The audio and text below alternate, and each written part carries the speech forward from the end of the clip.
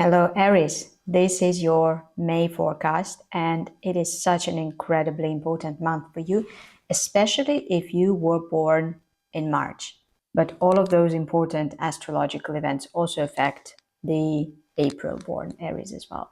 So, Neptune, the planet of dreams, of spirituality, of everything transcendental, is already in your sign since the end of March, and it has been working on your intuition, on your sensitivity, on your perception, basically.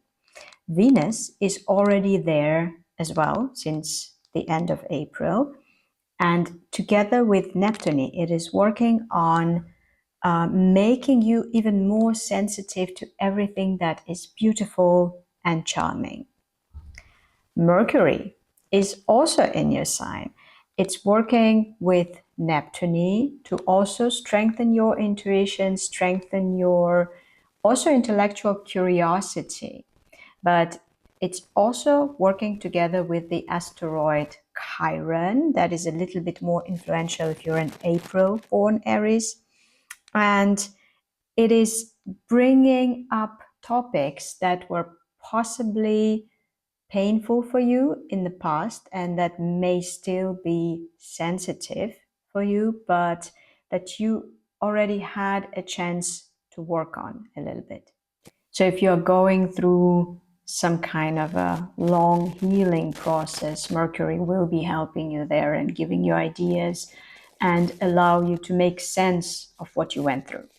But your main task this month is to develop your spiritual sensitivities and to dream big and to develop a vision and to do it to such an extent and to get inspired by your dream and by your vision to such an extent that when at the end of at the end of May, the strict, heavy, and demanding planet Saturn enters your sign, you will not get discouraged. Basically, Neptune that gives you the dream and Saturn that disciplines you will have to be working on the same issue. And for this to work, the dream will have to have a very powerful grip on you. So the best thing you can do right now is to develop that dream, to become more sensitive to it, to become more inspired by it. Even if at this point it seems that this dream may be a little bit unrealistic, if you succeed in getting properly charmed by your dream and in developing your dream to such an extent that it becomes a powerful motivating force, then the effect of Saturn entering your sign at the end of the month will be even more motivation. You will be able to set the priorities in a way that would allow you to work on achieving what you want to achieve. It will help you structure, it will help you prioritize, and basically Saturn will be staying in your sign for 3 years. In those 3 years, you will have to achieve something difficult, something for which you would be able to respect yourself more in the end, something for which you will later be very thankful to yourself. So as you can see, astrologically, the bar is set very high for you in the next couple of years. The difficult thing you're supposed to be working on for the next couple of years should both inspire you and challenge you, feed you and drain you. And in this May, so this month, you will be getting astrological help with both of those aspects of this task that you will get or invent for yourself. So I already mentioned that Venus is working together with Neptune to seduce you even more into some attractive project. But also Mars in Leo, in your astrological area of creativity, romance, fun will be working together with this fiery Venus. This aspect is more or less active for most of the month, strongest in the middle of May, and it will allow you to develop your dream while having fun, while doing something that fires you up. Use this opportunity, do the things that fire you up, do the things that you find fun.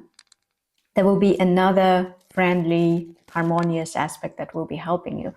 It's the one between the asteroid Chiron in your sign and the planet Jupiter in Gemini. So Jupiter is this planet of luck, abundance, wisdom, and opportunities. And in Gemini, it is especially generous in giving you ideas and information and interesting thoughts, but it's also making you more mobile in the sense that you move more, you meet more people, you send out and receive more information. And its cooperation with the Chiron in your sign will be also active mostly in the middle of May. And it will help you allow yourself to develop some ideas that previously, for some reason, possibly for some stupid reason that you are now sorry about, you didn't allow yourself to develop. It could be a dream that you didn't dream for some reason. It could be a theory or a creative idea. It's interesting, it's captivating, but it may provoke in you this bittersweet sense that, oh wow, why didn't I allow myself to think about it before? Why did I lose so much time limiting myself so much? You will also have to pay some extra attention to your finances this May. The astrological factors that support this idea is that on the 10th of May, Mercury, the planet of, yes, information, yes, movement, but also of counting and commerce, is entering Taurus. And Taurus rules over your personal finance. That would be what you earn, what you spend, what you own. It will remain in Taurus until the 26th of May. And while it is there, it will allow you to basically count your money and maybe sell something you don't need, maybe buy something you need. So all that has to do with earning, spending, and what you own. But there will also be a full moon in Scorpio on the 12th of May, and Scorpio rules over more complicated finances, financial situations or dealings where there is more interdependence and where the exchange is more complicated. What I mean by that is debt, investments, taxes and tax return, commission, dividends,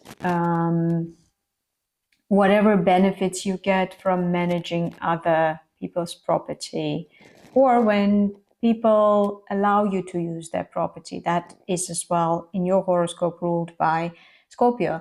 And the full moon there on the 12th of May will give you the opportunity to basically better assess the situation, the state of affairs in this more complicated financial area of your life. Finally, in the last final days of May, the sign of Gemini will become very important. Jupiter is already there.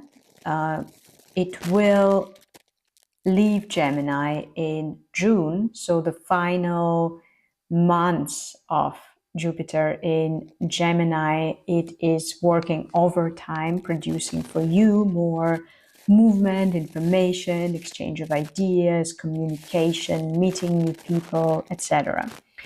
But on the 26th Mercury will also enter Gemini and will intensify the process. And then on the 27th of May, there will also be an amazing, really well supported new moon in Gemini, which it's best to use it to start using new opportunities or to create new opportunities for yourself, to do some intellectual labor that you actually find interesting and that you are genuinely excited about, or to learn something, or to become more mobile, to move, again, to move more, to meet new people, to basically use this Gemini energy to intellectually and informationally enrich your environment.